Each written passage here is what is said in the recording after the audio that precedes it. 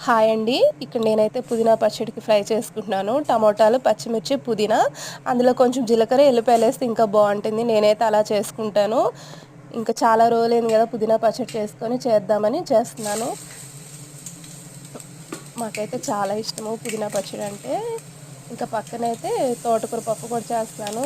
పప్పులోకి తాలింపయితే పెడుతున్నా. అందరి కోసమయితే తోటకూర పప్పు చేశాను.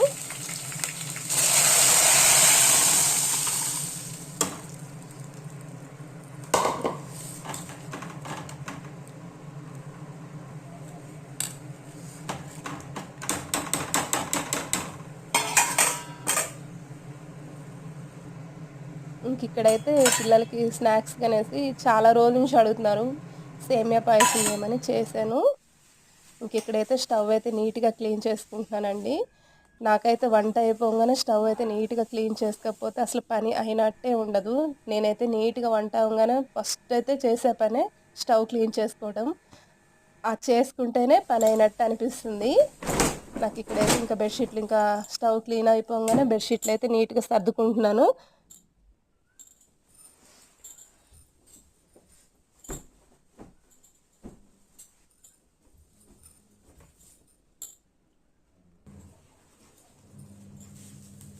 సర్దుకున్న తర్వాత ఇంక ఇల్లయితే ఊడుస్తున్నాను ఇక్కడైతే.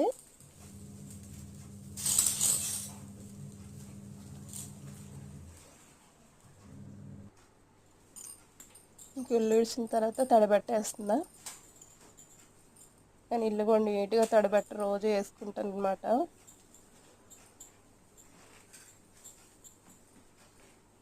నా పనయ్యేసరికి ఒకటవుతుంది.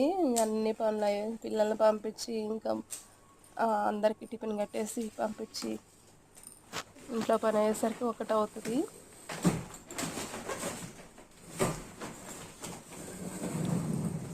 ఇక్కడ కూలర్ నెడుతున్నాను గదా!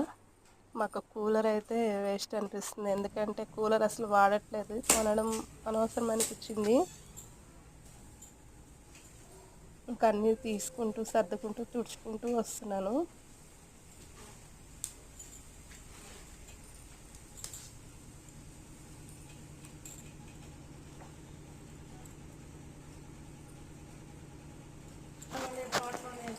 ఇంక ఇంట్లో అయిపోయిన తర్వాత బయటైతే గల్లీ మొత్తం కడిగేస్తున్నా.